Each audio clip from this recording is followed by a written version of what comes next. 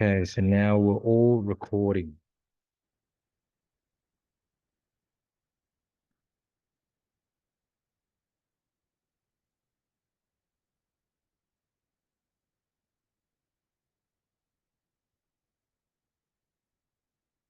Yeah, we'll just give it another minute for people to start trickling in.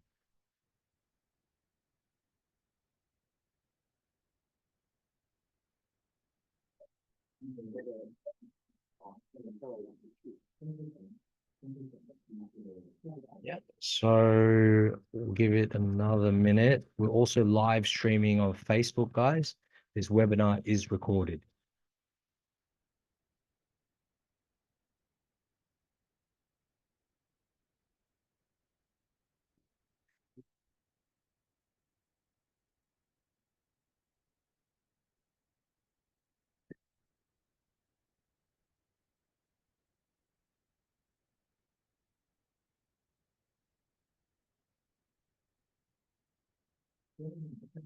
Okay, I think we might just begin now.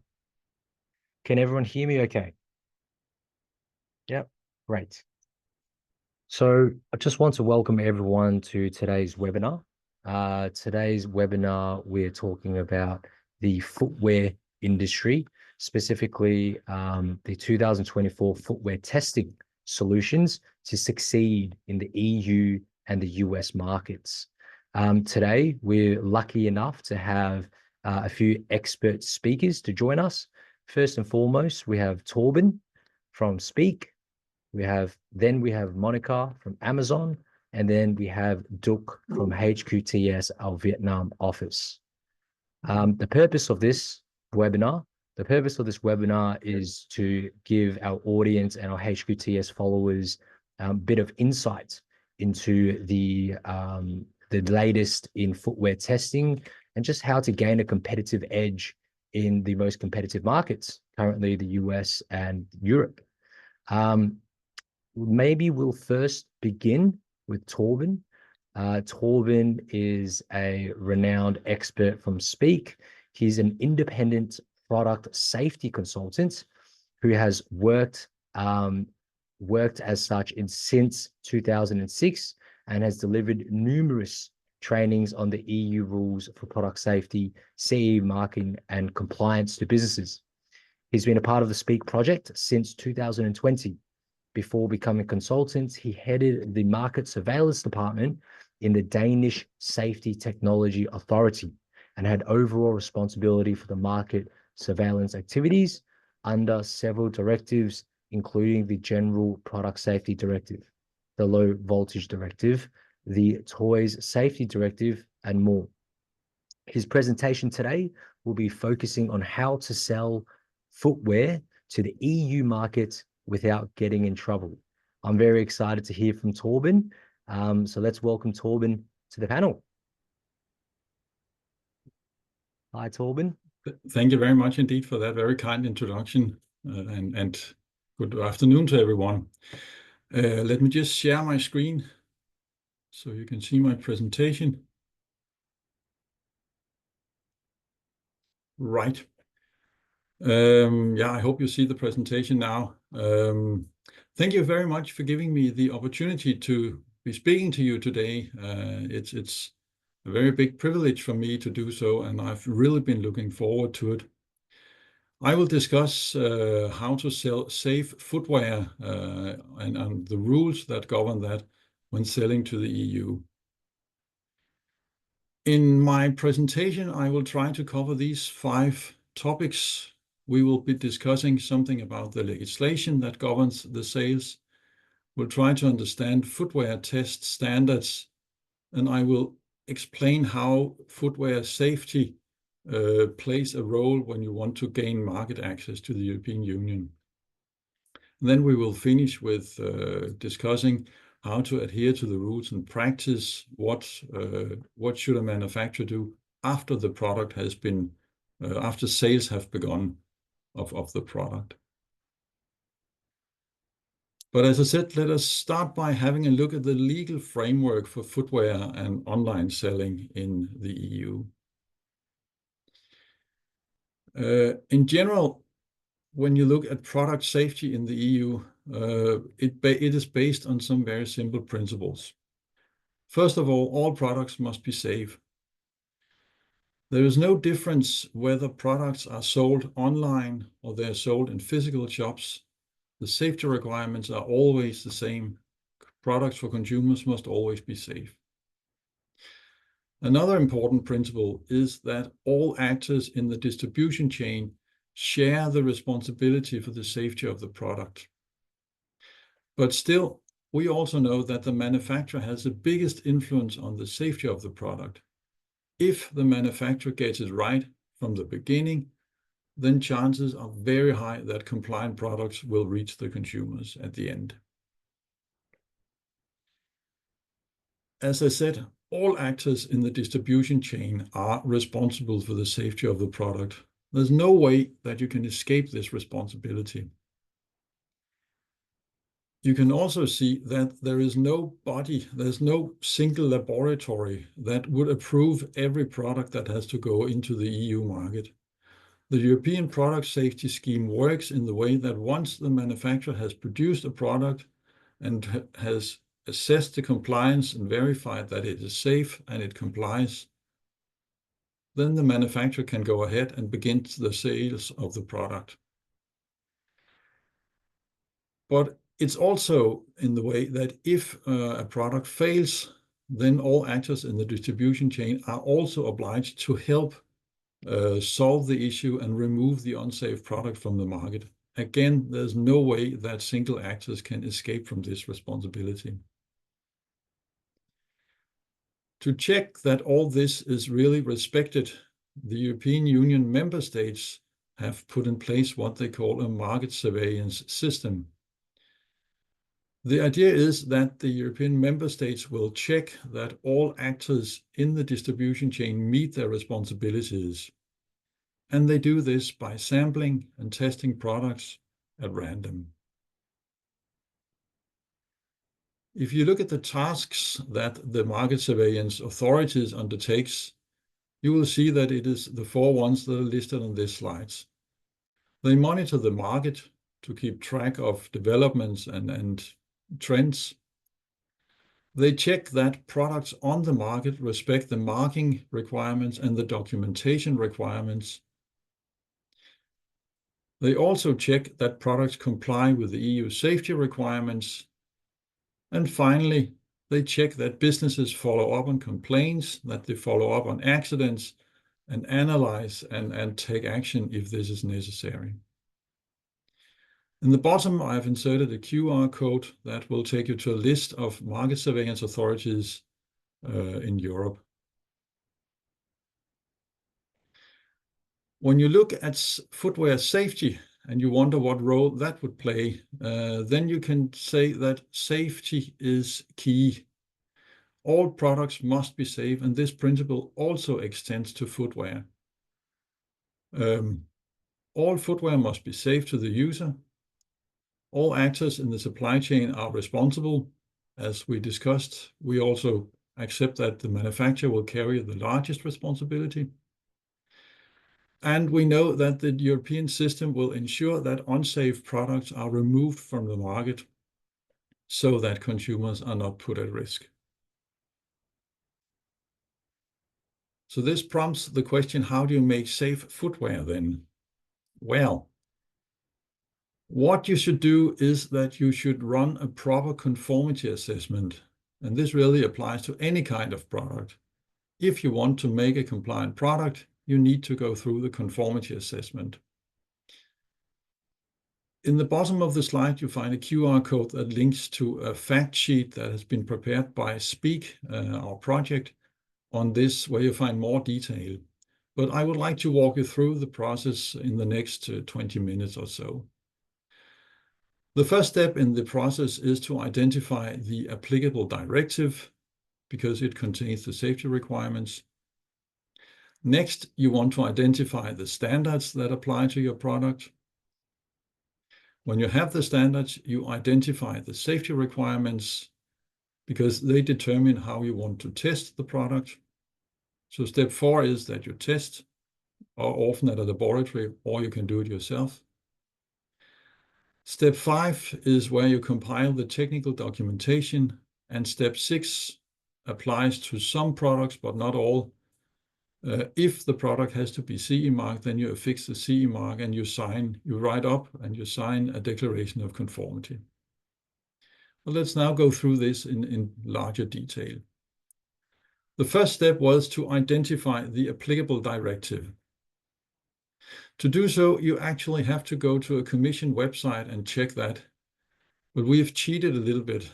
We have found that the legislation that would apply to footwear. Most footwear would fall under the General Product Safety Regulation. It establishes safety requirements in general, and in particular, it says that all consumer products must be safe. The regulation also requires that the manufacturer's contact details are printed on the product. If you sell via an importer, or if you have a responsible economic operator, their contact details must also be printed on the product. And finally, if you sell products online, then the legislation requires that you present certain product information that allows the consumer to make an informed choice, and this information must be presented on the website next to the product. The QR code will take you to a website where you can download the full text of the General Product Safety Regulation. But there are different kinds of footwear. If your footwear has protective functions like working shoes or that sort of thing, then it is protective equipment and it falls under the Personal Protective Equipment Regulation, or just PPE. It places special safety and performance requirements to footwear, and what is important is that this regulation requires that you involve an independent test laboratory for doing the type approval and also for monitoring your product control afterwards. All of this must be undertaken by a notified body. And again, the QR code takes you to the full text of the regulation. But you may also have footwear that looks like toys, or perhaps it even goes together with disguise costumes. In that case, the footwear must comply with the Toy Safety Directive. And in practice, it means that products must fulfill the requirements in the EN 71 series. Potentially also the standard for electric toys called EN 62115, because from time to time we see footwear with different entertaining electrical features like flashing light or something. And again, the Toy Safety Directive, you can find that under the QR code in the bottom of the slide. I just briefly mentioned that you could have footwear with electric functions like flashing light. In that case, you would need to assess the electric safety, and my proposal would be that you use some of the standards that are listed under the Low Voltage Directive, or you use the standard for electric toys, because we can see the electric circuits in shoes would have a lot in common with electric circuitry for toys. Then electric products also have to fulfill the EMC directive.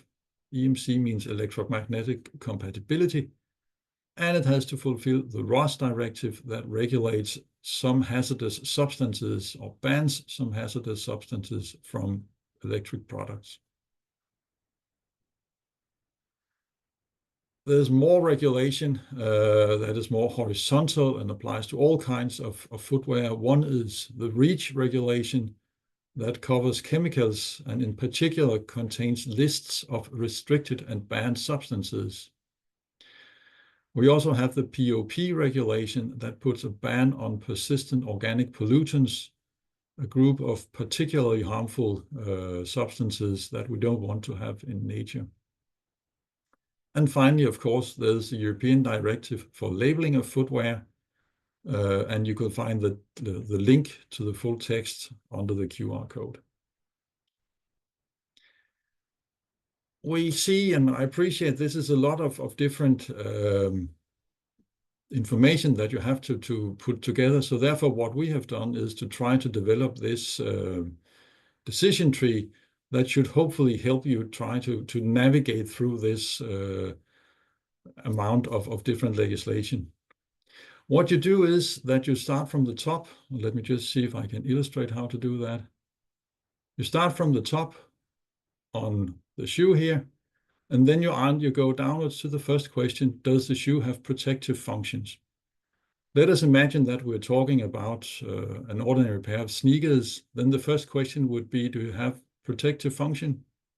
Nope. So we go right through to here. Next question is, do these shoes have some kind of play value? Can we consider it to be a toy? No, we're talking about ordinary sneakers for jogging and that sort of thing. So I would say no. So we go this way. The next question is, do you have any electric features inside the footwear? And in this case, we might imagine that no, it's just normal sneakers. They don't have flashing light or anything. So again, the answer is no. And it takes us to the bottom where we can read the regulation that this pair of sneakers must fulfill the general product safety regulation, the REACH regulation, the POP regulation, and then of course it has to meet the requirements in the labeling directive.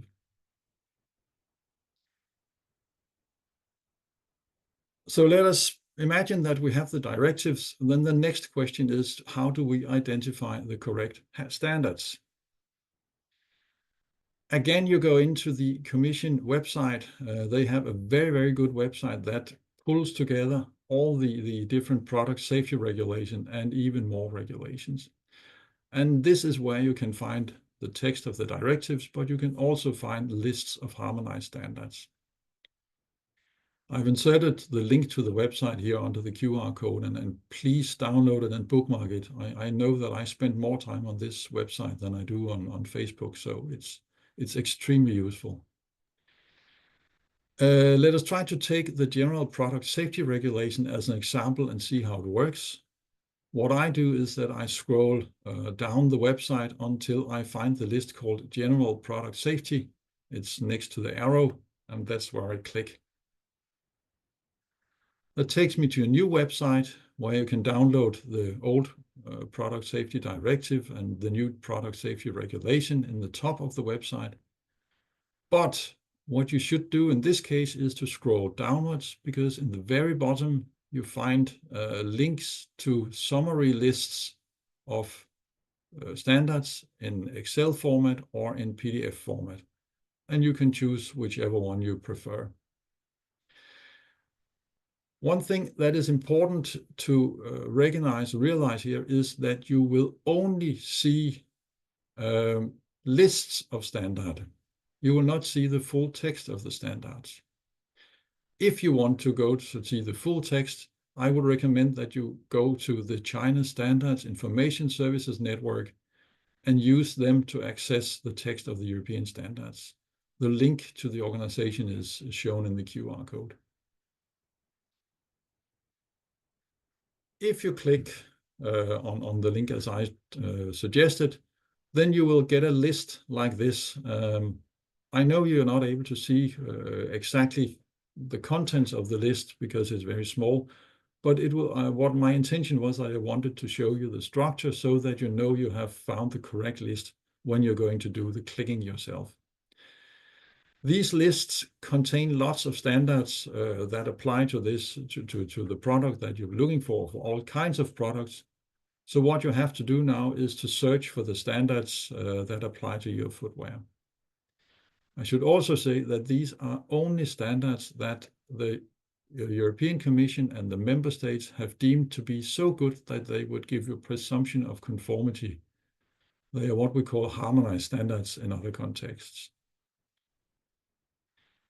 Unfortunately, there are no standards listed for footwear in the official journal, so you have to go elsewhere to look for standards. One of my colleagues made this list, which I want to share with you because it contains some very good information that you can use for starting. So he's suggesting these 6 standards. First, EN 12222, that concerns standard atmosphere for conditioning and testing of footwear. We've got EN 12745 that describes test methods for insoles.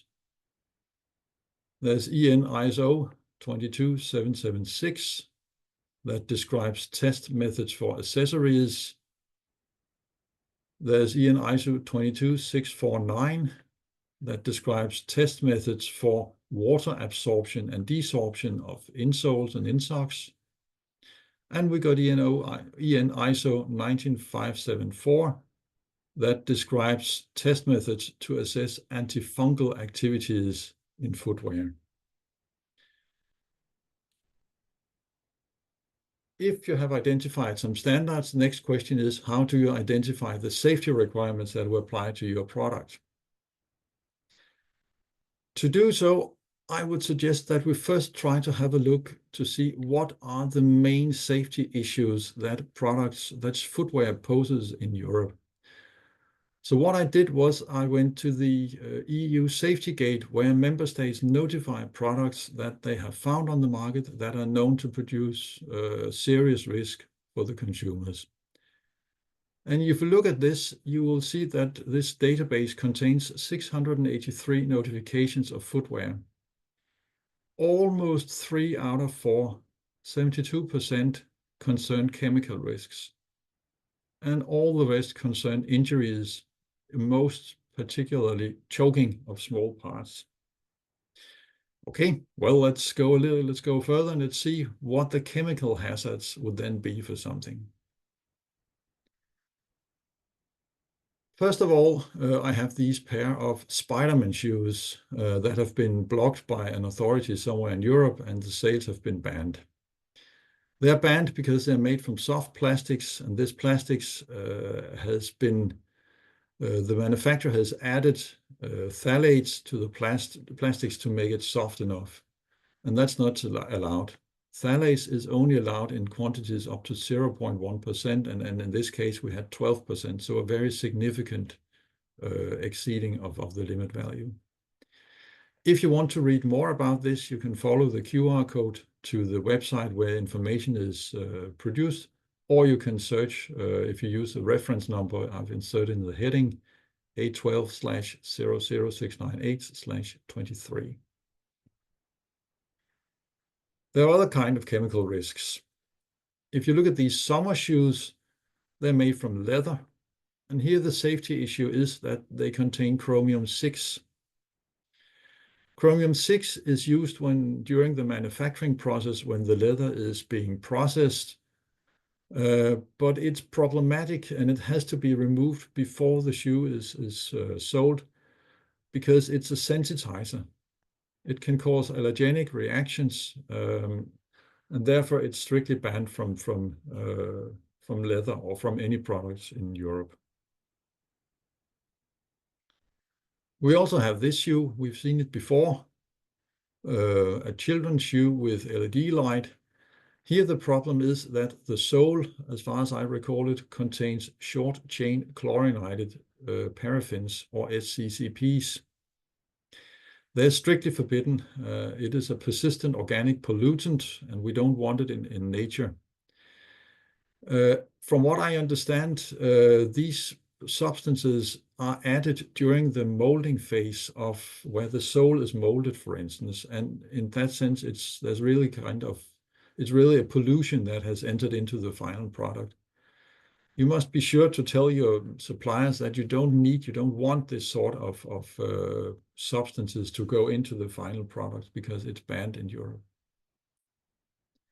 Finally, this one that it's problematic in several ways. It contains phthalates in the plastics and in the sole. You can see there are even 3 different phthalates in the product. The sole contains lead. And then you even have some of these short-chain chlorinated paraffins in the sole. So you can see this product really includes almost any kind of risk you can think of. If we turn to mechanical hazards, they mainly concern small parts. Let's have a look at this one, for instance. It's a sandal for children. It's equipped with LED lights so it can flash when the child walks around. But the problem, and I'm almost certain you have spotted already, is that these little beads can detach. So if you want to produce nice shoes with attachments, you must be sure that these are fixed firmly so that they cannot be detached by a child. I have another example. These pair of casual shoes, probably from somewhat bigger children, but I'm sure you've spotted the error already. This little flower or the clover here can be detached, and it's a small part that can go into the small part cylinder. So again, be sure that such accessories are firmly attached to the footwear. The way you should go about to avoid stumbling into some of these traps is that you should undertake a risk assessment, a pre-market risk assessment of the product during the design stage to ensure that you check that you will comply with all products. The purpose of the pre-market risk assessment is to identify all hazards that may apply to your product and to analyze each and every one of them to see that they have been adequately mitigated so that the product will be safe. To do so, we have a very simple tool, simply a table with 3 columns. The first column lists all the hazards that could possibly apply to a product. The middle one is just a column where you can indicate whether that particular hazard is relevant for your product or not. And in the third column, you mention how you can mitigate or what you will do to mitigate the risk. The hazards in the first column have been taken from the risk assessment guideline, table 2. You can see the QR code points to the document. This table or this guideline has been developed by the European Commission together with European member states, and it is used for assessing the risk with all kinds of products. So I am absolutely certain that it's very, very difficult to come up with any kind of risk that has not been discovered by table 2 or has not been covered by the table in the risk assessment guideline. Then the new product safety regulation contains a couple of new requirements that you would also need to insert. They deal with cybersecurity and that sort of thing. That would produce your template that should look something like this. Here I only have the first 5 hazards from the table in the risk assessment guideline. But you can see it's a pretty simple table, and the idea is that you simply go through it line by line, and then you check each of these hazards. Is it relevant? If it's relevant, what do you then do?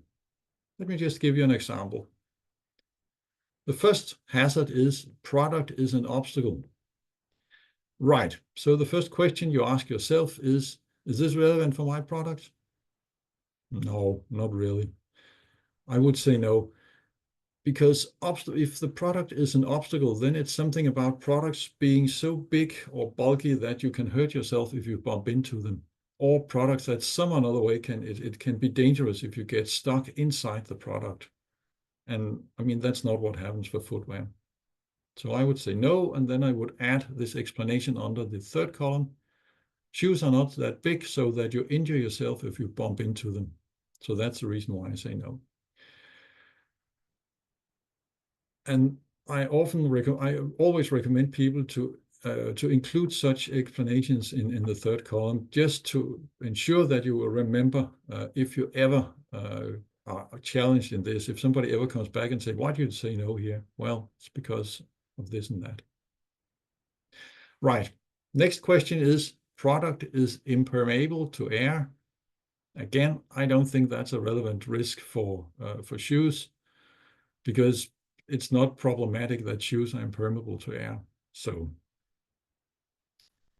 next one, product is or contains a small part. Is that a relevant risk? Oh yeah, indeed. We just saw a number of examples with footwear with small parts that could be dangerous for kids. So that is a risk. And what I would write in the third column is that the product must not contain small detachable parts that could fit into the small part cylinder, and we will test that the product meets the toy safety standard in 71-1, clause 8.2, 8.3, and 8.4. So you can see in this way, you have found out that this is a tricky thing. This is a possible hazard, and you need to check it, and you want to check it by this test. And as I said, you work your way through the table, and in this way, all the way to the very bottom. And just to show you that this table really covers a lot, I think there are some 60 requirements. Somewhere in the middle of the table, you will find a number of requirements applicable to chemicals. I've listed some of them here. One of them is sensitizing substance. Is that an issue? Yes, it might be. We saw a problem. We saw a product that had problems with that. So what we would say is that the product must not contain substances that are banned or restricted by REACH. And then you can ask your manufacturer or your supplier of raw materials to ensure that this is the case. Right. Once you've worked your way through this pre-market risk assessment, then you know all the safety requirements. And the next point is to test the product. Whoops. Sorry, I was just jumping to the end here. There you go. Sorry about that. I'm not going to say a lot about testing, except that for most footwear manufacturers are allowed to test their products themselves. The only case where you are not allowed to do so is if you are manufacturing protective footwear, so labor safety shoes and that sort of thing. You will, however, often find that the EU importers demand products from accredited laboratories, but that is part of the commercial negotiation, and it's not a legal requirement. So in principle, you can say no, but as I said, it's subject to negotiation. So if you have tested the product, or when you have tested the product, you want to compile the technical documentation.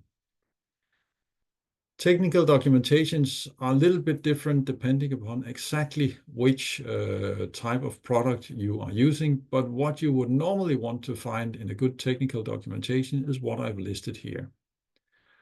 A product description that includes any variants and also a description of the intended use of the footwear.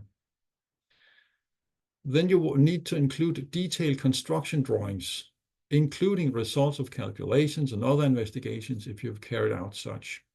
This is something that market surveillance authorities would or might want to look into to check how a product has been constructed if they find that it suddenly becomes dangerous.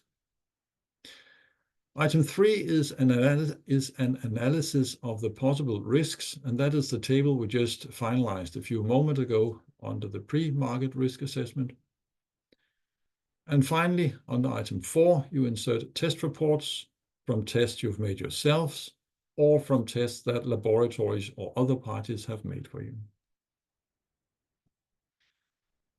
You need to have more information included in the technical documentation, because you also need to have a list of the standards that you have applied when you develop the product. Then we recommend that you include a copy of the marking sign and of the user instructions for the product. And finally, we recommend that you include a description of the production control measures that the manufacturer has put in place to ensure that all the products are safe. You are allowed to add more documents to this, and as I said, there are differences from one product type to the other. So please check the directive that applies when you're going to draw up the technical documentation for your product. A few tips and tricks. I would suggest that you make a very clear and well-structured table of contents that lists all the documents in the technical documentation. It will show that you know exactly how to do this, and it will give a very good impression on your customers and on the authorities that might want to check the documentation. It might also help you in the way that importers are obliged to check that the manufacturers have produced or have compiled all the technical documentation. If you can share a very detailed table of contents showing all the different documents, then it might be that the manufacturer will say, great, then I don't need to see the full technical documentation. Please remember that you must be prepared to send the complete technical documentation to an EU market surveillance authority if they ask for it. They are the only ones that can ask for this, can legally ask for the documentation. Others can also ask, but you're not obliged to react to their requests.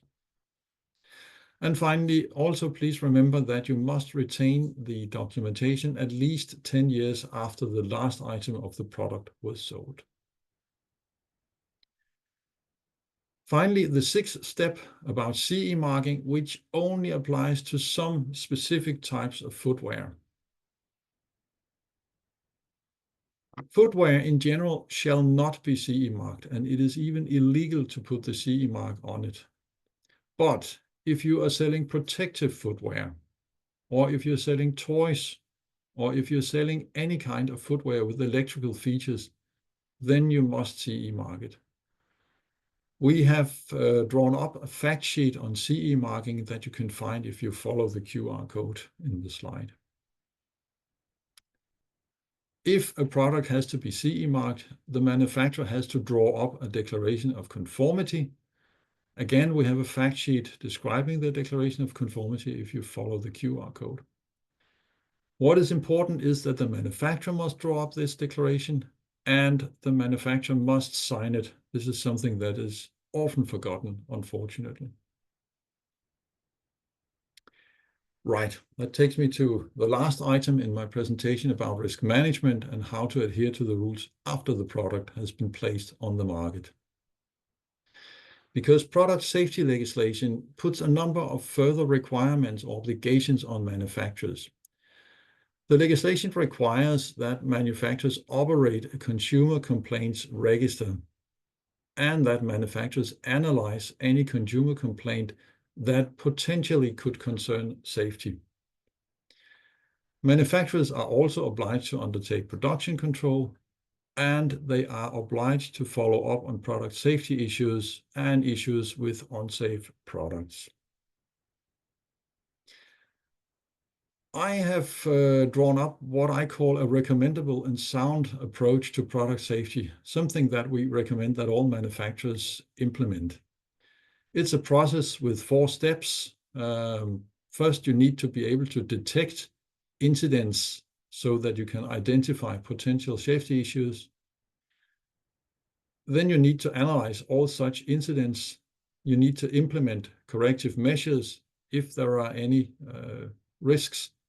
And very important, you need to learn and improve from what you're doing. When it comes to detection, I can see that there are a number of different sources for detecting safety issues. One very important source is consumer complaints. Consumers use products in real life, so you can say this is a really extended durability test or endurance test. So therefore, consumer complaints can be very important when to detect potential safety issues. Of course, production control can also point to safety issues. Production control could be control of your input, deliveries from suppliers. It could be checks of products during the manufacturing along the assembly line, or it could be control of products at the end of the assembly line when they're final and ready to be shipped. And finally, there are other sources, for instance, the safety gate that we just checked a few moments ago to find dangerous products. It will give you a very good overview of unsafe products on the European market. If you find potential safety issues, you need to analyze them and develop solutions. Such an analysis should describe at least the situation that this product has caused, including an analysis of the risk posed by the product. You also need to include, or should include, a description of the necessary corrective actions and of the necessary preventative actions. If you find that the risk is unacceptable, then you need to implement corrective actions. And I would say that when you're developing corrective actions, they should consider the 4 items you have listed on this slide. Handling of existing products, and remember they can be grouped in different ways, but you have some products that are at the consumers, you have some products in the shops, and you've got some at your own stock facilities. You should consider how to treat each of these 3 groups. You should also consider if you can modify the product to make it safe again. You should consider if you need to change the production line so that you avoid manufacturing more unsafe products. And perhaps you need to change the raw materials or the components that you purchase from suppliers. If you want to undertake a corrective action, you must report to the European member states, to the authority in the country where the product has been sold. To do so, you must use the EU Product Safety Business Alert Gateway. I've inserted the link to this website. One obstacle here is that it is only businesses established in the EU that can report corrective actions. So therefore, you need to involve your importer, or you need to involve the responsible economic operator in the EU who can speak on your behalf. And finally, you need to learn and improve. And if you're considering preventative actions, they would normally discuss these questions. How was the issue discovered? Can we change anything so that we discover it sooner? Can we improve our product to make it more robust in case other issues turn up? Can we improve our detection system so that we sooner or better can detect such issues? And can we improve the monitoring of the products after they've been sold? Can we improve the monitoring of standards and legislation? Because sometimes standards change, and they may change in a way that makes the product illegal. So it's important to monitor what is going on in the outside world while you're manufacturing your product. The European Commission, together with a number of member states, have developed this very good guideline on recall effectiveness. You can download it on this QR code. It provides guidance to economic operators and market surveillance authorities on all different aspects of a recall process. That was almost what I wanted to say. If you want to know more, I would refer you to the SpeakFinder library. It's a big library of fact sheets that we have developed in the project with all you need to know about product safety. We also, at the lower QR code, have a link to the Speak Academy, which is an e-learning tool that will also teach you about product safety, where you can learn at your own pace. And finally, if you want to get in touch, feel free. We have the link, we have an email address, we have the link to the Speak website, and we have a link to the WeChat account of the project. Thank you very much for listening. I'll now hand back to our moderator.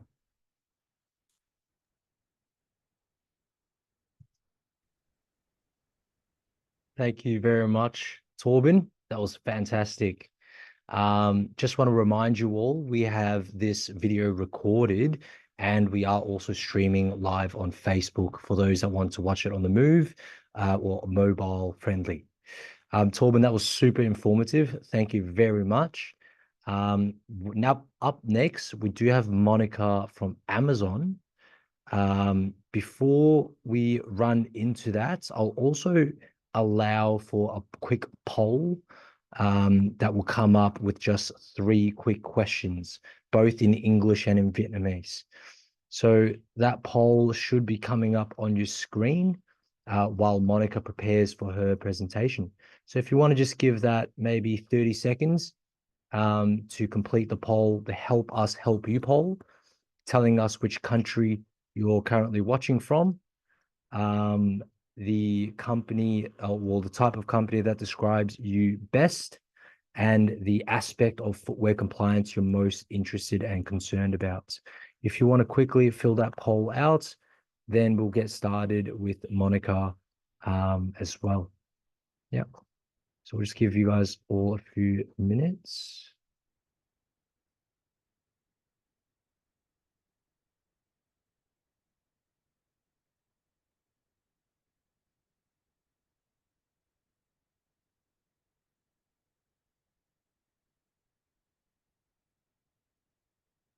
The poll is not compulsory, by the way.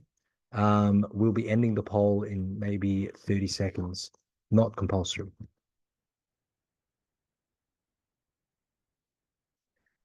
Actually, what we might do, we might have the poll on the side. Monica, you're actually more than welcome to begin. I might just quickly introduce you to the audience for those that haven't met Monica already. So Monica is actually presenting on behalf of Amazon. She's a product safety and compliance risk management expert and has been involved with Amazon's product compliance operations as soon as 2017. So she's focused on compliance across Japan, the United States, and all through Europe.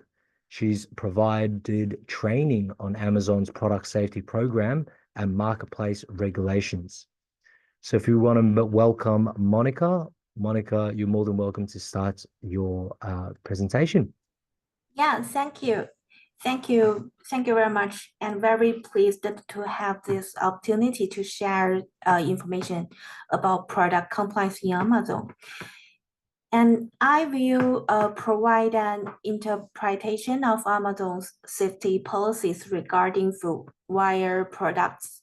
So if some information I shared is working for you, and you can take a screenshot during the training, or you can replay this video after the training. Okay, firstly, at Amazon, we use the technology to create a high quality customer experience. Similarly, in terms of compliance, we also employ various technologies to assist our team in the completing third-party sellers to the compliance tasks.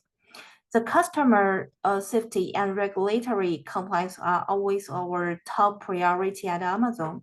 And in the compliance field, our goal is to enhance product safety and provide safety products to customers in different marketplaces in the worldwide. Okay, next, I will introduce Amazon's resource for the product compliance. The first of all is now. Some of Amazon's control measures, especially the requirements of some new compliance policies, will be announced through the email. And the second one is the help page. Through the help page, we can understand what the legal regulations and compliance standards are for the products we expect to sell in different countries. So if this product need to be reviewed before being sold, we will also clearly tell the sellers what information you need to submit. So these reviews are done by manually, so we avoid some errors that may raised from the machine reviews. And next, I'd like to talk about seller university. For certain products, especially high-risk ones, that sellers are particularly concerned about. So we designed and developed some compliance courses. This will be uploaded to our seller university for everyone to study. In addition, our team has also developed two tools named Manage Your Compliance and Compliance Reference. As also we call it CKP, which can be used to understand whether your product meets Amazon's compliance requirements. And simply put, if you see a green status in the Manage Your Compliance, it means your products are compliant. And if the status is red or yellow, it means you must take action to connect the compliance service provider or testing and certification agencies to conduct relevant tests and to submit the requirement audit materials. So only when the audit passed will the status change from yellow or white to the green. And as for the compliance reference, we have noticed that although we have half page, it is not easy to see to search for different product and requirements in different countries. So we have developed a compliance reference. The compliance reference can simply understand the policy requirements by keyword or HS code in different countries. In addition, we also have Amazon Lab Service, which actually designed to help help for the sellers. For the certain products such as dietary supplements, this product must all undergo testing through the Amazon Lab Service. After the testing is complete, our service provider will upload the test report to Amazon. And we have Amazon Global SPN Service Provider Network. Okay, and next is the help page. Here we will use the help page of the US marketplace as an example to briefly introduce. Because at Amazon, whether it's in the US marketplace or Europe marketplace or other countries, the general direction is consistent. So in the category of the classifying product and the product restriction, the most important thing to understand are restricted product and product compliance and food safety. These areas basically covered almost 90% of the compliance requirements on Amazon. And the sellers must can find the help information they need in these three categories. So in the products section, I will give a simple example listing some of the product control by Amazon, and you can click the specific product to view the help page. Okay. Next, I'd like to discuss about the Amazon labeling of footwear components in the EU marketplace. And first is EU requirements. The Directive 94/11 EC set out requirements relating to the sale of material used in the main components of footwear for sale to consumers in the EU. It set out the rules for the labeling of footwear, including the content and the form of the label and responsibility for the labeling. If you sell footwear covered by the labeling of footwear components, a detective, you shall ensure that they comply with its requirements.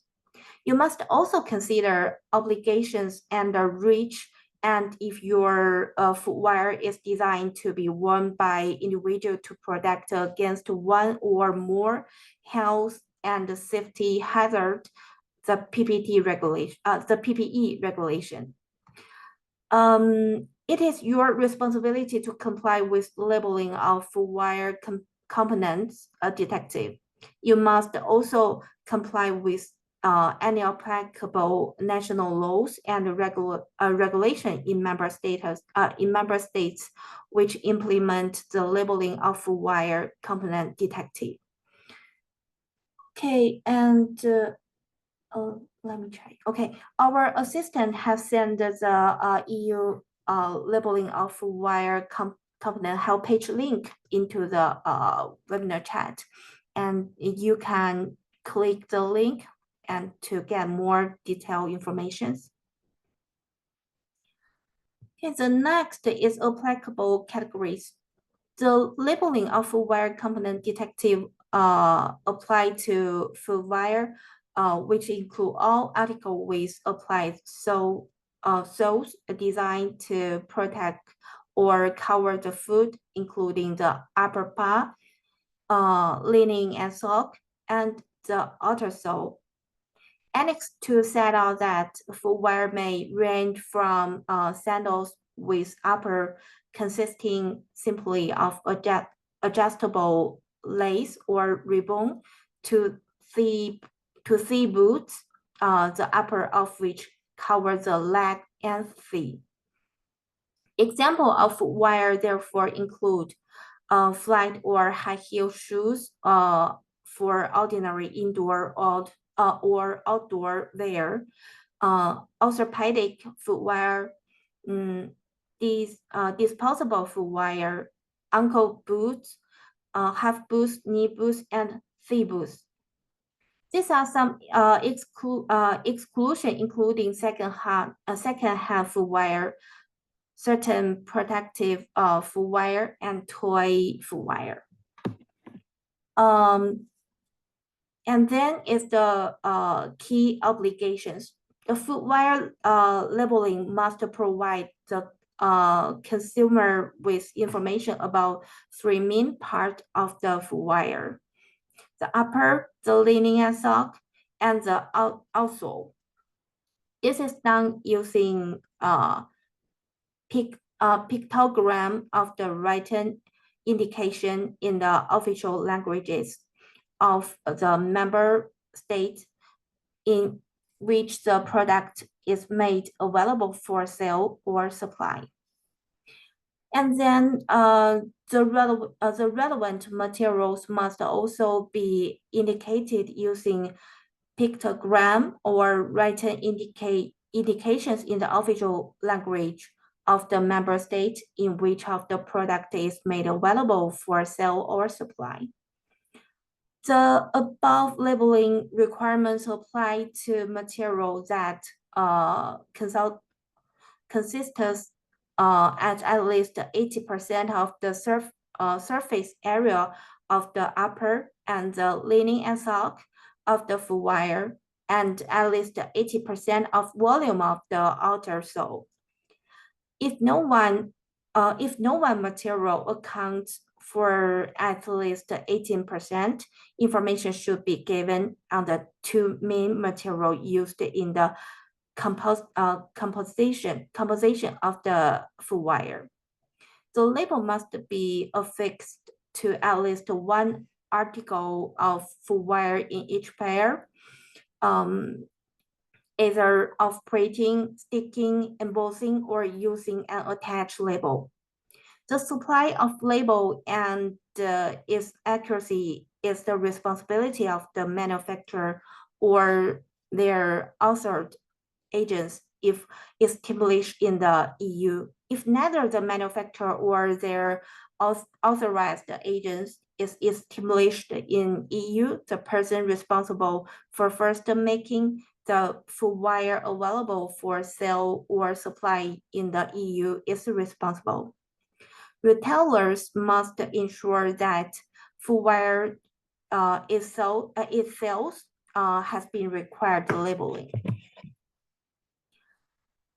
The last is the other obligations. Producers and distributors will also have obligation under the GPSD. Please refer to the information on the GPSD available on this page. And we strongly encourage you to visit the Europe Commission's the website of the information on the labeling of footwear component detective. Okay, next is for the EU marketplace of the children footwear compliance. First of all, let's to see the product definition. Children's shoes, children's footwear or shoes are intended to protect, cover, and provide comfort to the foot and are designed or intended primarily for the use or wear by children age 12 or younger. Children's footwear come in many different sizes for babies, infant, or toddlers, and older children. The size may include, but not limited to, 0 to 13.5 US Canada sizing and 50 to 39 EU sizing. Children's footwear can come in various fashion, style, and shapes. Here for the children's footwear in the US marketplace, the policy requirements must follow below the three requirements. And here you can take a screenshot for your reference, or you can click the chat box help page link for your reference for more detailed information.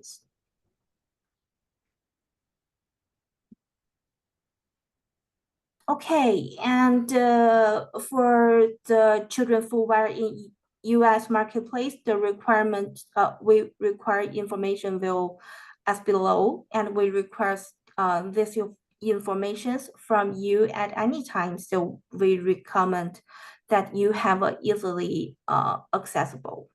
First, the information is your company name and seller ID. And then it's your contact information, including email address and phone number. Then is a listing of all children's footwear that you offer on our store. Next is a product packaging and label image for children's footwear that you offer on our store. Then its product image must show outside of the product packaging. And then it's all any product instruction and manual of all children's footwear that you offer on our store. And then is the product image or test report as evidence of compliance with mandatory tracking label requirements. The test report from CPSC approved lab confirming that each product was tested to the regulations and standards listing above. All testing reports or certificates must be original, and we do not accept the scan copies of the documents, reports, or the certifications. And finally, is a children's product certificate or for all children apparel subject to this policy that you offer on our store. Here is the last part of my presentation. And I previously discussed several of our compliance tools, but why do I want to discuss these 3 compliance tools here? It's because these 3 tools were developed by us. So I will provide a more detailed introduction to of each tool. The first one is compliance reference. Compliance reference address a pain point for the sellers looking for help page across different countries. It helps a seller search for relevant compliance content, introductions based on keyword for the category tree of different product or customer codes, packaging the market where they expected to sell. So I think it's very convenient to use. The second one is managing your compliance. One of the important role of managing your compliance is that you can know the compliance status of the product you are selling on Amazon at the first opportunities. For instance, if the status shows as yellow, it means it is a temporarily compliant status. But yellow is also means that Amazon is about to take control of this product. So if you do not submit the relevant documents during your grace period, your product status will turn red and the product may be restricted. So we strongly recommended that everyone check this daily. And if you notice that the status of your product sold on Amazon is yellow or red, please contact your service provider immediately and complete the compliance work to ensure the product can be sold on Amazon. Additionally, it is important to mention that managing your compliance has another benefit. Whether it's uploading compliance documents or filing appeals, this can actually be done on the platform that managing your compliance.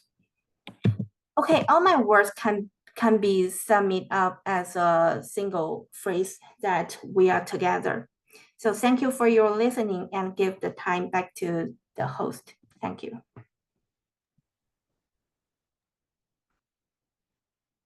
Thank you so much, Monica, for the very, very informative presentation. It was a pleasure to watch.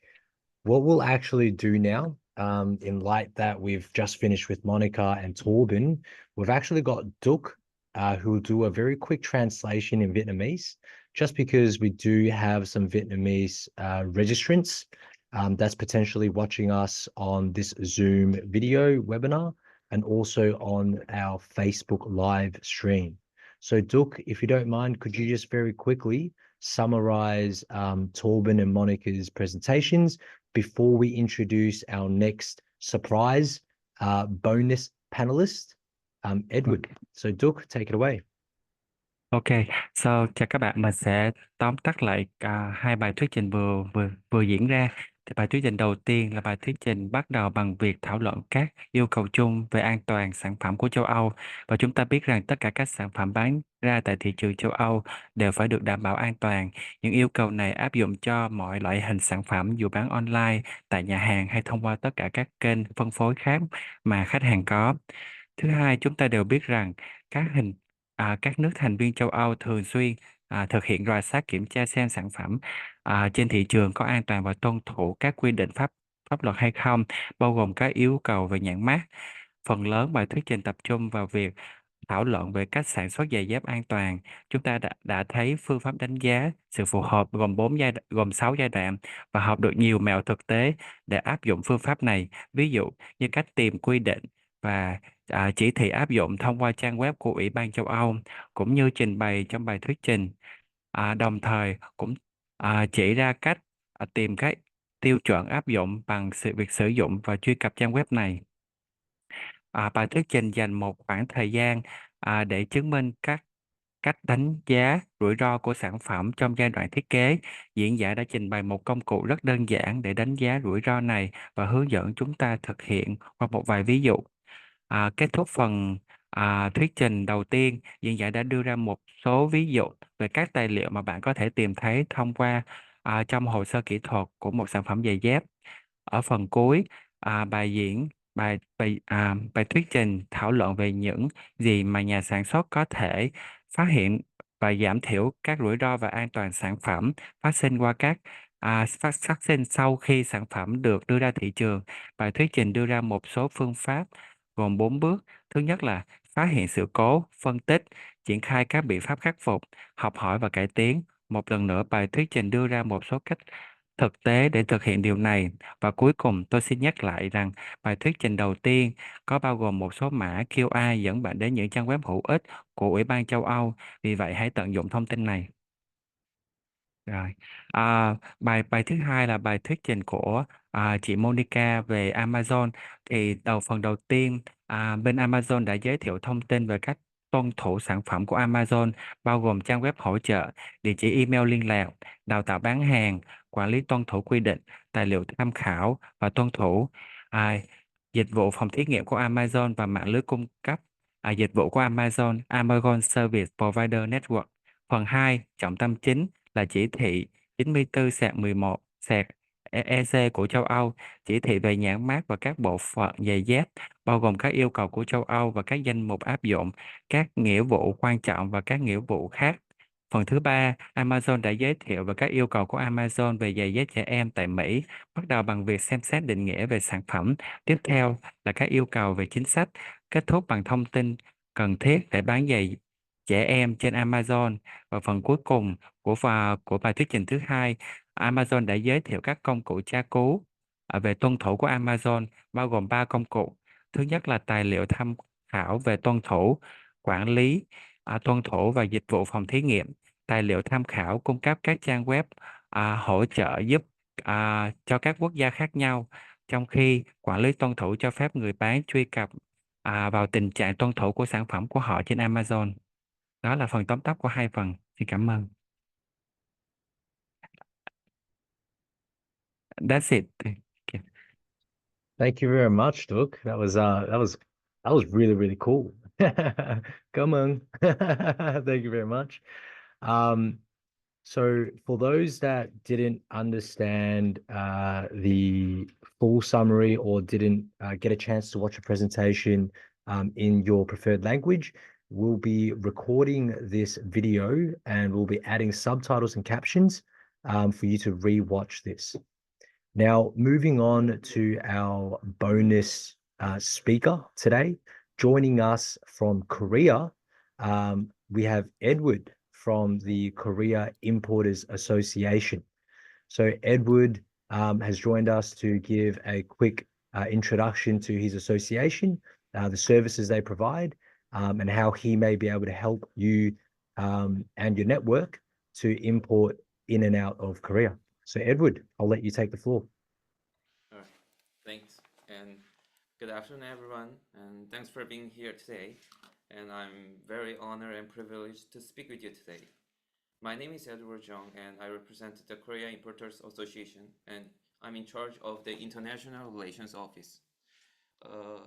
Before I start, I will share my presentation, and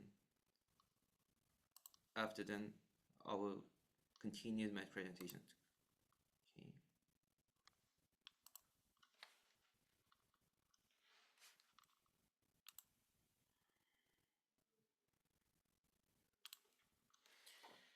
All right, over the next few minutes, I would like to share some insights about KOIMA, the Korea Importers Association, its mission, key activities, and how we are contributing to the Korea's global trade effort.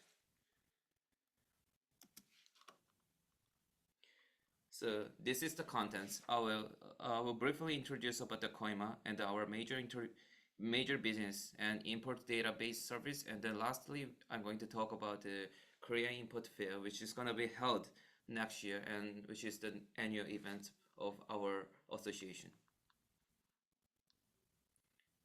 So this is the overview of our association. And KOIMA, the Korea Importers Association, was established in 1970 to support and stabilize global supply chains while promoting balanced trade. Since its inception, KOIMA has worked tirelessly to diversify import lines, enhance export competitiveness, and contribute to the development of Korea's industry. We are proud to be Korea's one and only economic organization that specializes in imports.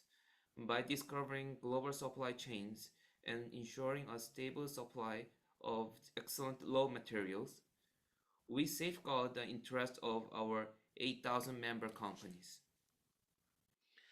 For our vision and impact, for more than half a century, KOIMA has played a crucial role in connecting domestic industry with international suppliers. We have been instrumental in sourcing key raw materials, capital goods, and advanced technologies from more than 50,000 suppliers across over 100 countries.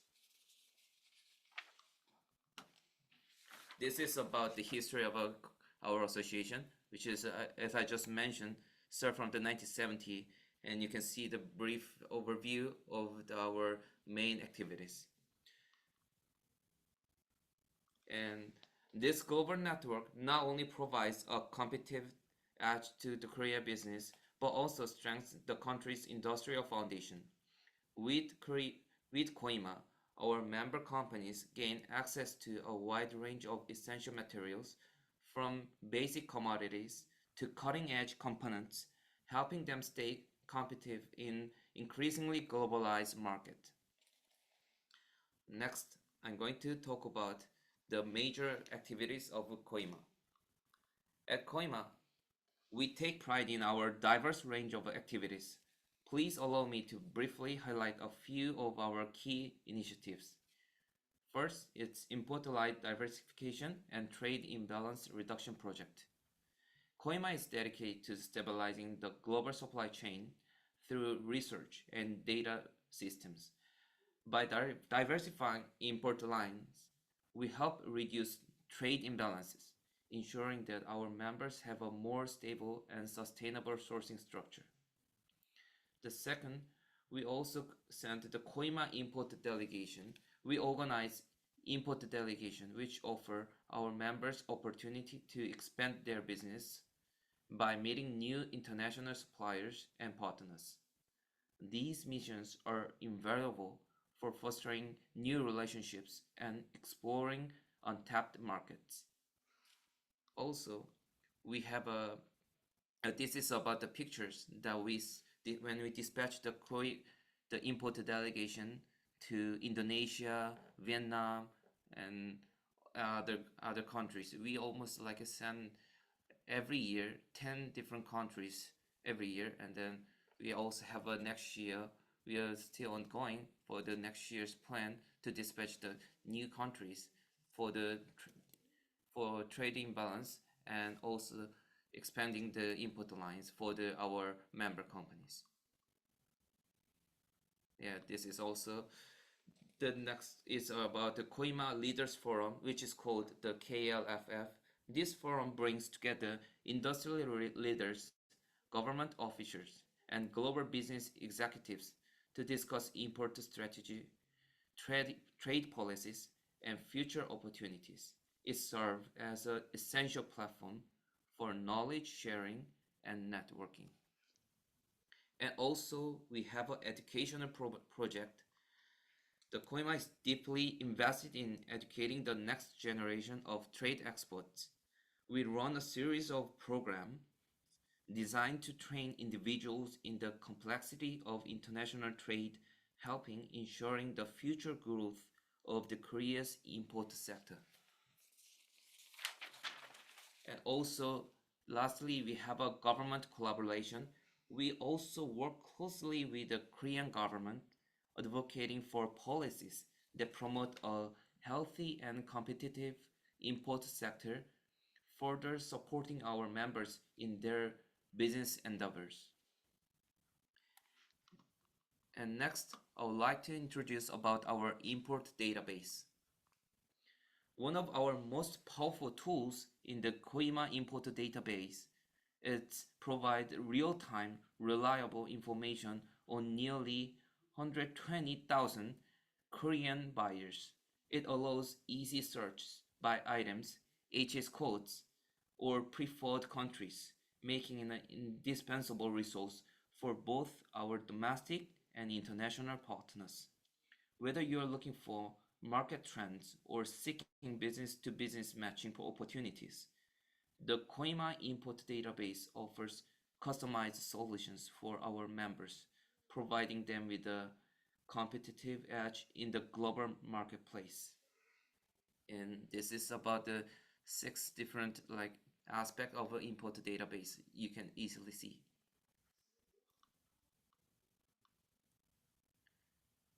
And this is the scrap of our importer database. When you can search very easily, and it's very user-friendly website that for the Korean importers and also for the international suppliers.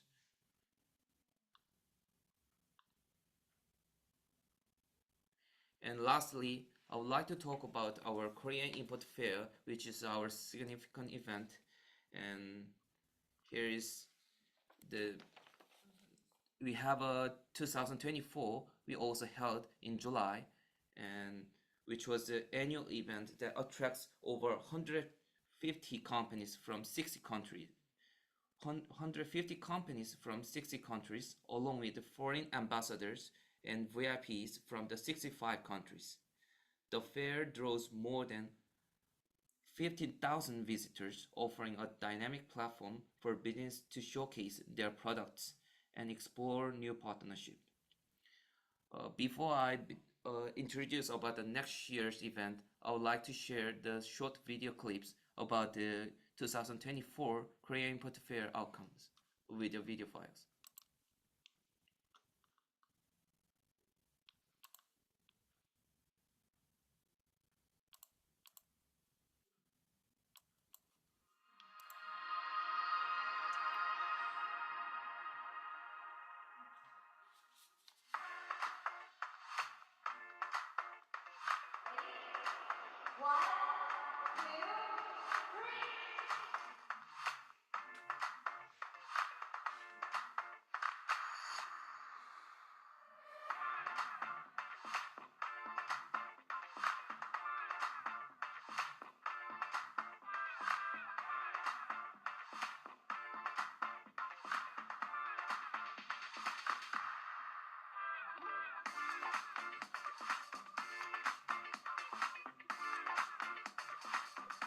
Sorry to interrupt, Edward. I think your video is not showing on the screen. It's now showing the screen. No, I don't think it's on the screen. Oh, Yeah. You might need to pull it back onto your primary display. Yeah.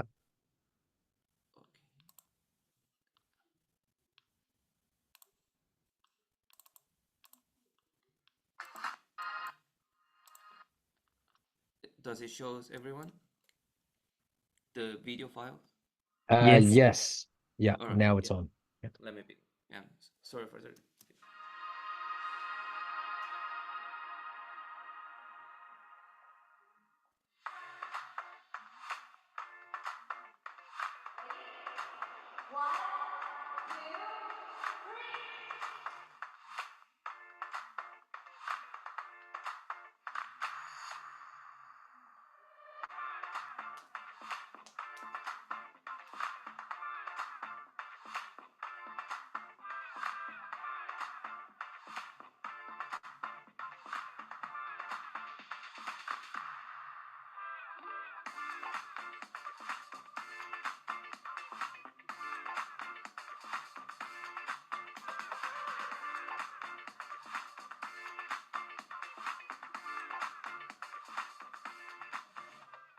I think that this exposition has been so far very good.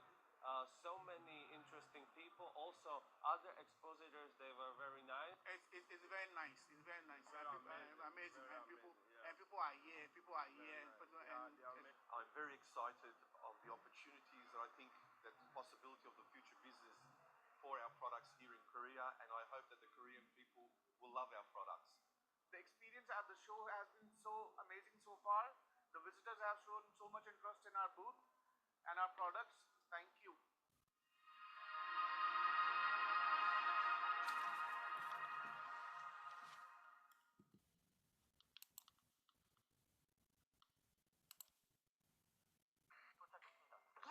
하리보 골드베리 팀이다 오바. 우와, 쫀득쫀득 딸기맛 곰돌이 대장 출동. 이거 봐. All right.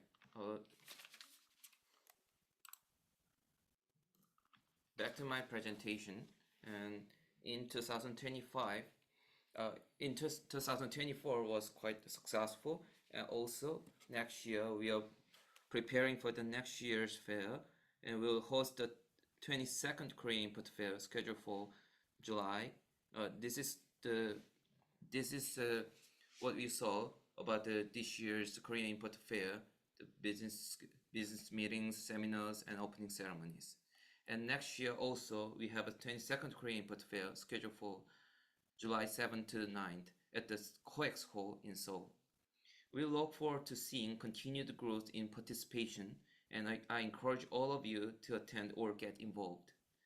In conclusion, Koima is committed to supporting the development of the Korea's industry through the stable and efficient imports.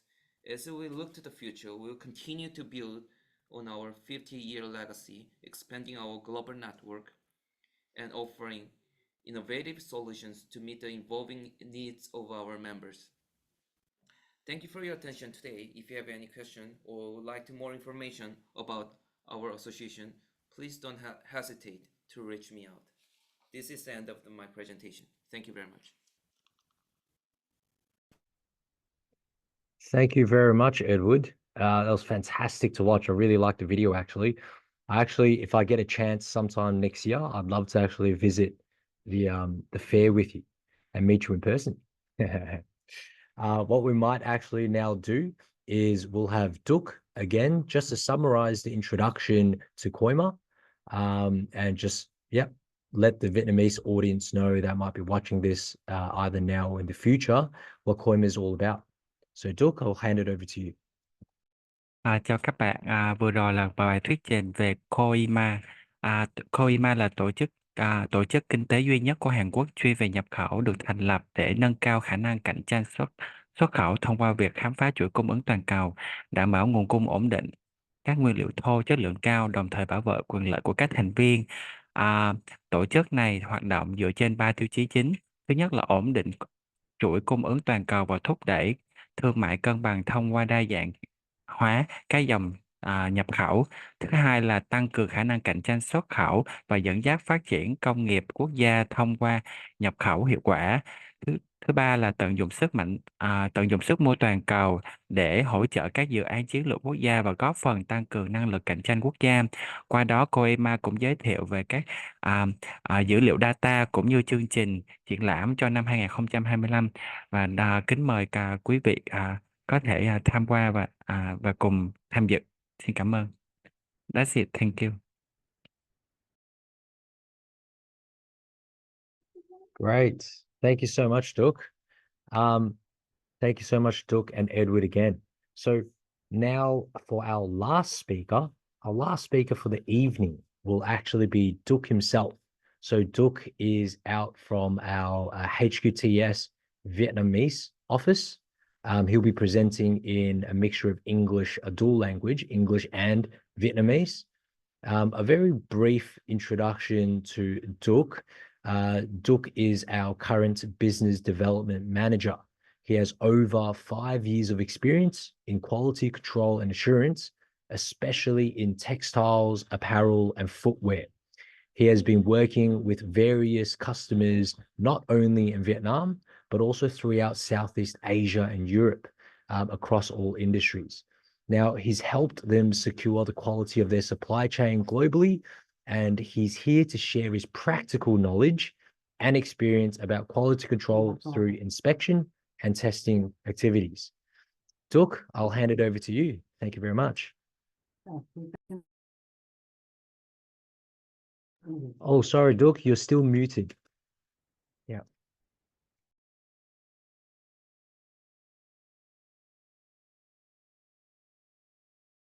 Okay. So sorry everyone. So my name is Minh Duc. I'm from Vietnam, HQTS Vietnam. I am glad to be here today to talk about footwear testing solution for your success in Europe and also US market. Well, I am here to assure your success. So first of all, today's slide, I will go through 3 topics. The first one is some insight about Vietnam footwear industry. The second one is the common quality challenge and what HQTS can offer to you. And the third is the case study that we have been successful serve our client. So don't let you wait for more. Here we will give you some insight about Vietnam footwear industry. In the slide, you can see there are some impressive number of Vietnam industry. The one is Vietnam is ranking the second in the world of footwear export after China. Vietnam also ranked the third in the world in footwear production after China and India. And we have produced 1 million pair and export annually to the world. And also the footwear industry is in the top 5 industry with the highest export turnover in Vietnam. Okay. Now, next slide. There's some more statistics that I want to speak in this slide. For 26 consecutive years from 1995, footwear export has been ongoing in the billion-dollar club and ranked in the high revenue group of Vietnam. At the end of 2023, footwear export brought in 20.2 billion USD, even is down 15.3% compared to 2022. China, US, and Belgium are Vietnam's three largest footwear market in 2023. US import more than 7.1 billion USD of footwear from Vietnam, followed by China with the export value reaching 1.9 billion USD. The third one is the Belgium with more than 1.2 billion USD. In the 9th month of 2024, the export of footwear of all kinds increased 1.84 billion USD compared to the same period last year, reaching 16.54 billion, up to 12.5% compared to the same period last year. The main export market of Vietnam in the first 9 months of 2024 is still in the United States with 6.17 billion USD, up 17.7%, and China with 1.44 billion USD. However, the export in Europe with total 27 countries have been reached 4.06 billion USD. And the Netherlands in that have reached 1.18 billion USD. It's up to 71% compared to the previous year. So this is all the very good statistics from the 2023 to 2024. Okay, next one. By that, Europe, EU is always a major export market for leather, footwear, and garment manufacturing in Vietnam. This is a high-end market demanding with a strict regulation and requirement on quality, labor regulation, and also environment. The Vietnam EU Free Trade Agreement (EVFTA) with a gradual reduction in tariff to 0% within 7 years after its entry into force from August 1st of 2020. This is the advantage for Vietnam textiles, garment, and leather footwear industry to increase their competitiveness to other countries. By this, the leather footwear have been related high export growth to the EU market in the recent time, and we have to thank for that. Okay. For the second topic, I will go to the common quality challenge and Vietnam solution. And HQTS solution to those challenge. We have summarized as 4 common challenges to achieve the footwear compliance. Okay. The first one is the research the footwear correct data and correctly. This is quite difficult to understand the specific footwear standard and limit required for the compliance. The second one is choosing the testing laboratory partner, how to select a reliable testing partner to ensure the accurate testing. The third one is not only safety, but also the quality and how the factory maintain the high quality standard alongside with the safety. The fourth one is we all heard about it, the labeling of the footwear, how we can ensure the footwear is correctly labeled to meet the requirement regulation. And the fourth one is what to be a good manager. What to be the food manufacturer, and how the factory can improve themselves to reach to the high standard and high demand of the Europe and US. Okay, The first one, I will talk about the research. The first command is how to find and how to know that what standard and what regulation and what law that you need to follow. It's not easy to understand all of the information, all of the standard if you are not the technical person. So this, okay. So okay. And the second one is what the regulation and directive standard are applicable to your products, because your product it may be different, and even there's some change in the component. You also have made to have the different tests. So you need to catch up with that, and also even the regulation and directive they also be updated for some period of year. So this is very important that you can keep updates. And then lastly is sometimes it requires too many technical files that you that the factory or the buyer they have to follow. This have bring they also a lot of stress to make sure that what they have to follow. So what the solution HQTS bring it to you?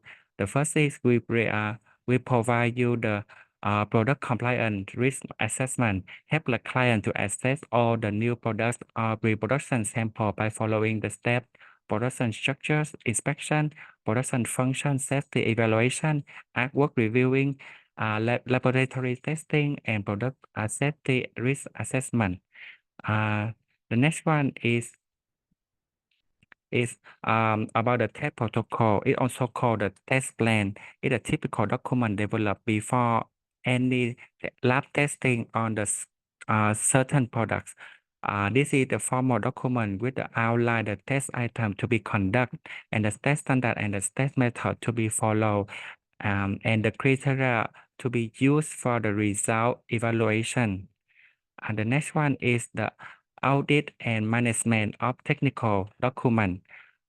We HQTS will provide a technical file, list all of the list all for the concerned products.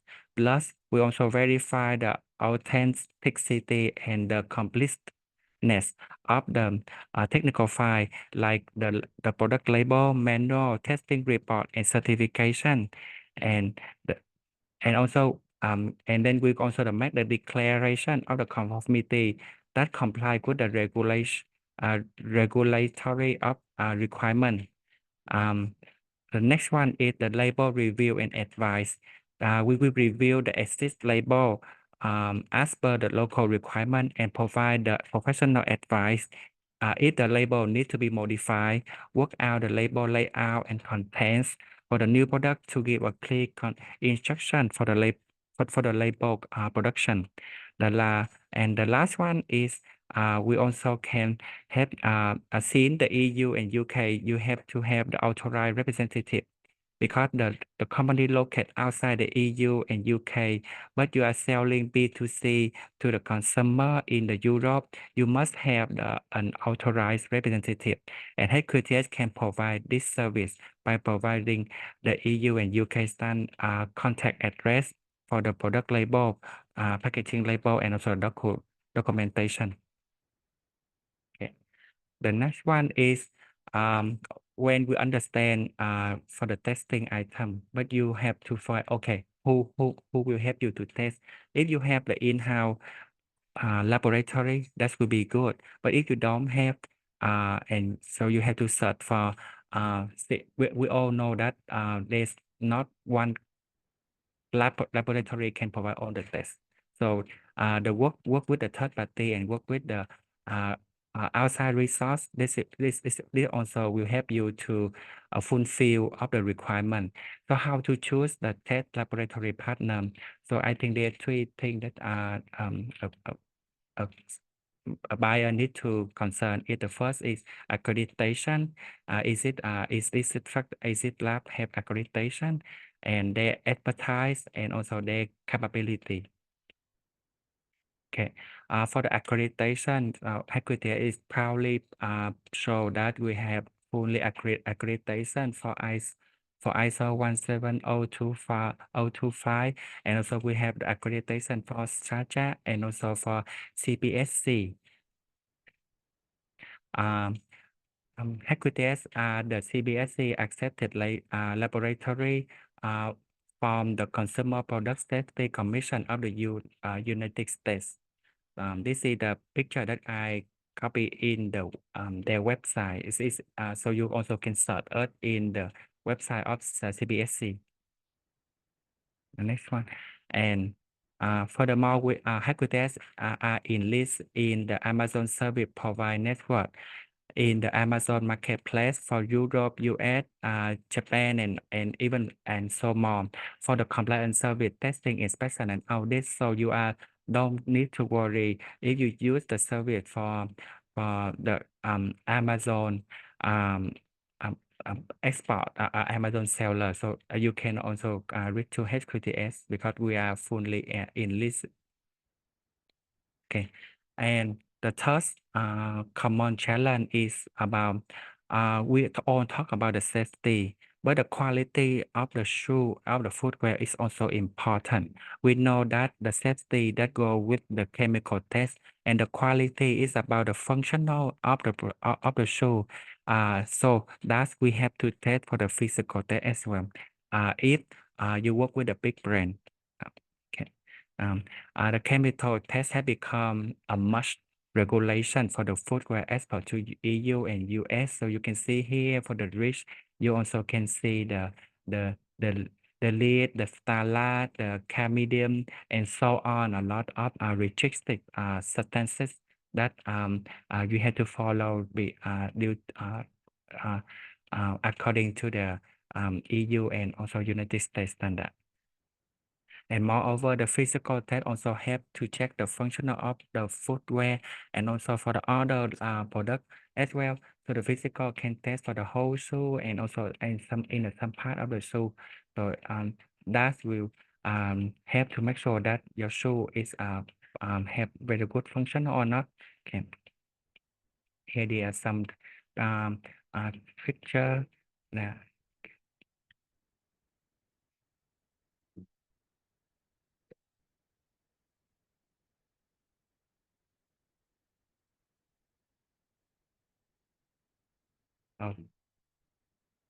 Okay, and the last, the fourth one is the label footwear. So sometimes the label can be can check before the production, which means that we will review the label, but regulation, and work with the label and the layout and contents, and then before the label have been production. However, sometimes you need to check to make sure that the factory and also the supplier have been correctly used the label or not, and by that we provide the inspection service that we can help you to involve in the during production or even after production to make sure that your label have been correctly used and they use the correct label for each country, and moreover you can utilize this chain to also check for other defects, not only for the label but also for the workmanship and also on the defect that the seller and also the consumer in that country have concern. So just take it one-time service, but you also can solve a lot of find a lot of defect and that will be help you to prevent it and from going to the consumer, and this will be damage to the brand awareness of your company. Okay. The fourth one is what to be the good manufacturer. We all know that the social compliance and the sustainable development is the important requirement in the production and export, including the footwear industry, due to the increased awareness of the social environment issue and the consumer demand for the socially, environmentally friendly products and also the production. And the supply chain have changed, and the challenge is what the Vietnamese export company need to prepare to comply with all new regulation and participate in the sustainable supply chain. In the past, the sustainable development activity is just initiative, so it's just word encouraged. But today, they have been legalized and in the policy and issued by the government of the major footwear and leather products import countries such as US and UK. So we have to follow that. And by that HQTS, we provide you a audit that you can check with your factory that if your supplier or if your factory have been follow all the rule of in social compliance or environment or not, and this one can help you to prepare in advance for the audit from the brand as well. So you don't want to have one audit and then you fail, right? So so we suggest you to check with us, and because we have worked in this industry for 30 years and we know all the brand and also all the checklists for the audits, and that will help you to see that the situation of your factory and what you need to improve. And this is the outcome, and you can see is it good or not, and you can have the improvement like corrective action and preventive action to how to improve your plan. And because you want to work with the US and Europe in the long term, right? You don't want to work in a one time. So this is very important that you have to keep up your standard as the requirement. The last one is I will talk about the case study that we have successful with provided service. The first one, but briefly about the client, they are the client is a Malaysian-based retail through the online and offline store. As in April 2021, they operate more than 2,000 stores in 10 countries of Asia and Europe markets such as Malaysia, Thailand, Brunei, Indonesia, Singapore, Philippines, and even Turkey and Spain. So what is requirement? They aim to expand to Spain market, and that require the product compliance consultant before the SKU are put into the mass production to make sure the packaging and quality specification meet the EU and Spain local regulation. Most of the products was low value, so they are buy from in China.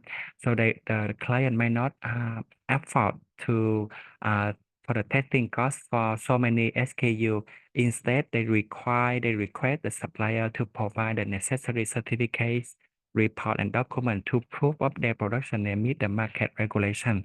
However, their own staff may not be are not able to and are not capable to review those documents, so that they go with they find a professional company to support them, and that is when HQTS have a chance to introduce our service. And what a solution that we have provide to them. The first is when we hear about their requirements, so we have to brainstorm, and we are form up a team. So we train and manage a team led by a project manager that specific for this project of the client, and this project manager is in the team act like a collaboration hub among the client Malaysian team, Spain team, supplier in China, local authority in Spain, and also HQTS in engineering, and so the lab result. The project manager also coordinate with the HQTS team to review the SKU list provided by the client and offer a quotation to the client accordingly.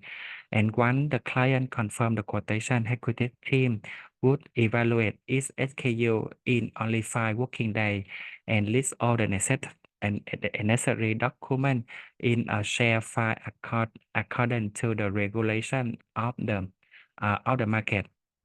So and then HQTS team review all the documents submitted by the supplier and give the comments on the compliance until all the necessary documents were correct and ready. HQTS team would support to answer any question raised by the local authority of the Spain and regarding to the product compliance issue. In the event that the Spain custom request any document amazement, HQTS will work with the supplier to get it done and send as soon as possible. In the result, we call the service per SKU with a trial period with the latest about 7 months, and client was very happy with our service during this time. So we signed the year contract in the November, and with a package of more than 1,400 SKU that. And now the client also interested in expanding into the other markets such as the Bangladesh and Vietnam, and we are discussing the possibility to cooperate in this project as well. That is for the when the client they are concerned about what the standard they need to follow and the solution that HQTS provide. And the second one is about the testing service. You can see here is the the left one is the testing for the component. They own about the physical test, and also you can see the chemical test downstairs for the heavy metal content, and so the starlight. And we also test for the whole shoe logo and shoe making as well. Okay, that's it. The finish for the case study. However, I would like to take a time to introduce about HQTS group. As a third, we are the custom quality supply chain management service, and we want to be your supply chain quality management partner. About HQTS is the leading global third-party supply chain quality assurance and control service provider. We are dedicated to addressing the quality issue and also create the nice and also robust supply chain for the business worldwide. At HQTS, we have more than 25 offices, and we have present in more than 40 countries.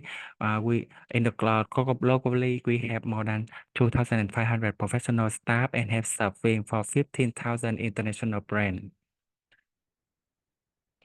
And for our service, we understand that our client face a different challenges in the at each step of the supply chain. That's why we offer a comprehensive range of service to address their need effectively, from helping them to the audit and improve the supplier process and quality, inspect their production, and so meet the industry specification requirement framework and compliance, and that will help them to launch the new product and also ensure the sustainable role.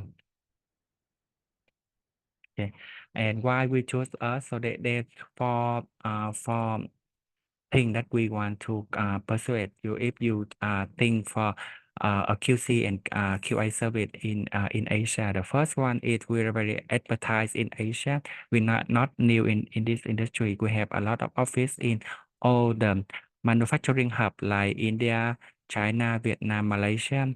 And the second one is our sales team very high responsiveness. So you can come with us and we will get back to you in from 2 to 24 hours. So please contact us. And second one is because we are in the industry, we provide a technical consultant and also a technical service, so that the professionalism of us always put it on the top, and so you can trust on us and contact us and when you need any consultancy. And the last one is to understand that the cost is always the concern for you. So we will make sure that we know your budget, so we can see work out of it. So make sure that we have a good plan for your coming plan for the next year.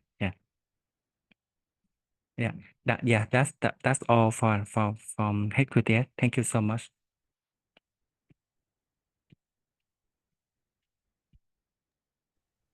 Yep, thank you very much, Duc. That was really, really great.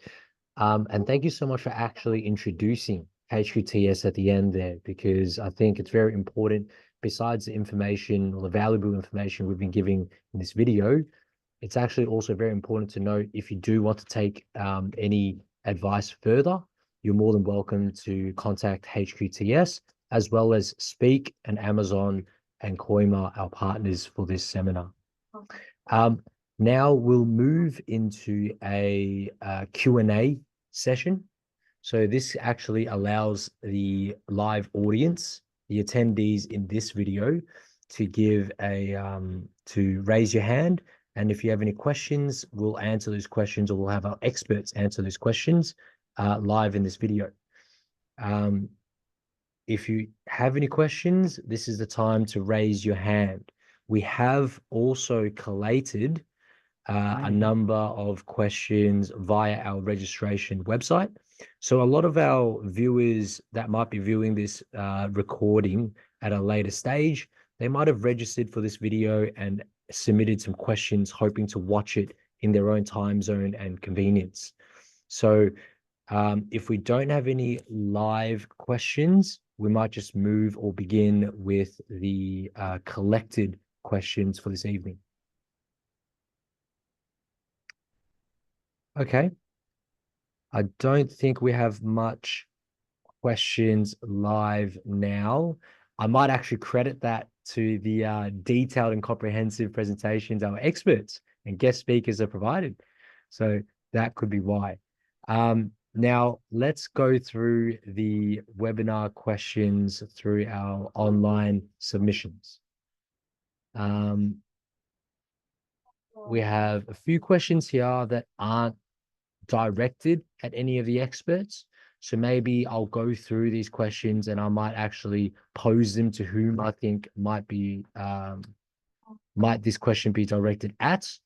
But at the same time, guest speakers and experts, feel free to jump in when required or as you feel needed to. Yeah. So the first question here we have is Amazon related. So this might be directed at Monica. How does Amazon Lab Services differ from other service providers? Yes, for this question, firstly, we clarify what the requirements are from the help page related to product listing on the Amazon. And second, we connect our seller with a suitable service provider, and the service provider can directly collect the sellers and help them to resolve any issue in the compliance process. Yeah, so I think this is the difference between the lab service and other service provider. Yeah. Fantastic. Sorry. Yeah. That's okay. Thank you, Monica. There's actually another question here that is also related to service providers for Amazon.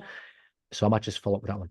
It asks, what qualifies a service provider to be a part of Amazon SPN?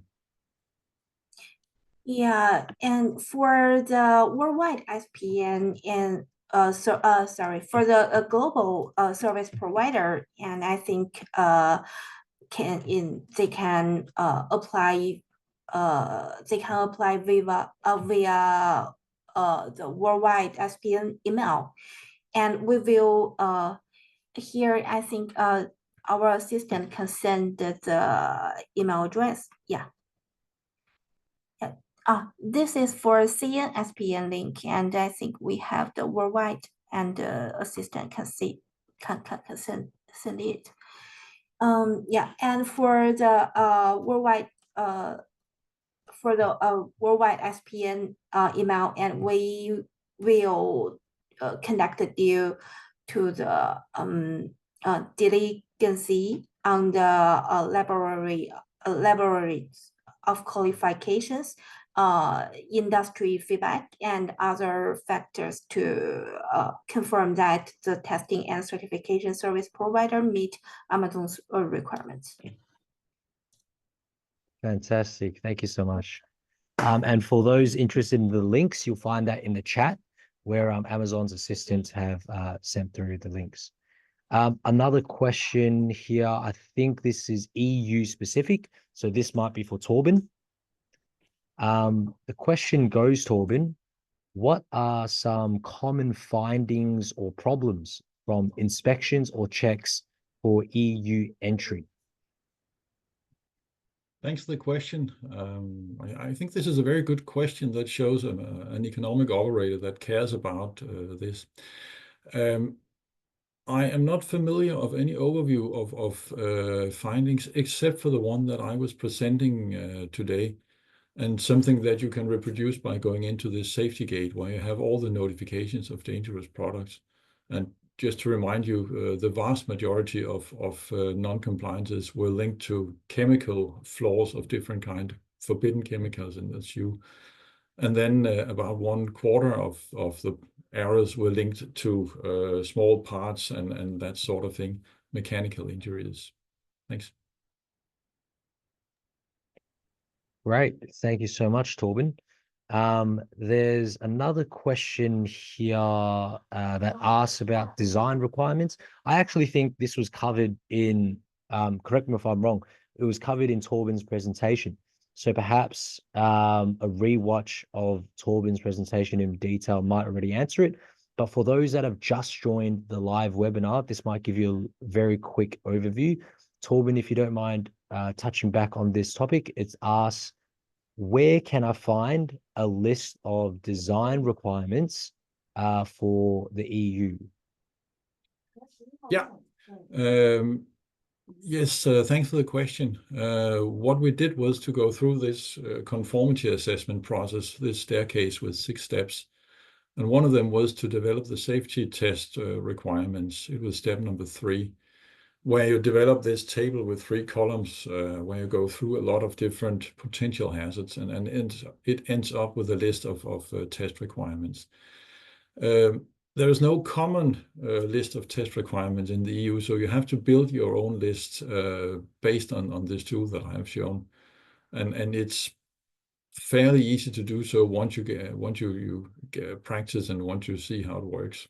So yes, I get, Anthony, the best idea would be to watch the presentation again and see for details here. Or you can go to the SpeakFinder website, by the way, and find some fact sheets that will describe how to undertake this pre-market risk assessment. Thanks. Yeah, most definitely. I think Torben's presentation already answered a lot of these in detail. For more information that's not already covered, feel free to run into the Speak website, where I think that has a more holistic and comprehensive information there. The last question here I have from the online submissions is, this is Amazon related, Monica, if you want to pop back out. It asks, what challenges can I expect if I'm selling in multiple international markets through Amazon? And how can I streamline the compliance procedures? Yeah, and when selling different categories in various marketplaces, I think the biggest challenge maybe to facing the different compliance policies and various in the various countries.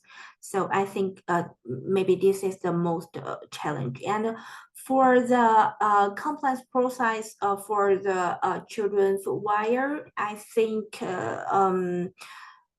our sellers can follow the step on the manicure compliance, that to which I just introduced in my training. So I think there it will have a clarified step to guidance to show the sellers how to get the streamline of the compliance process. Fantastic. Thank you so much for that, Monica.